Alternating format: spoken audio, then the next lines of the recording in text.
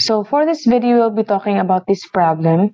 If a foot has 12 inches, then how many hands are there in 1 foot?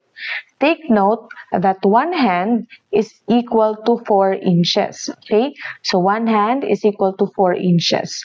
So ang 1 foot, okay, it's also given that 1 foot is equal to 12 inches. Okay? 12 inches then. Okay? Therefore, kasi 1 foot is equal to 12 inches, okay? So, we will use inches to hand. Okay, so we will multiply that one. Ilalagay natin dito sa baba si 4 inches.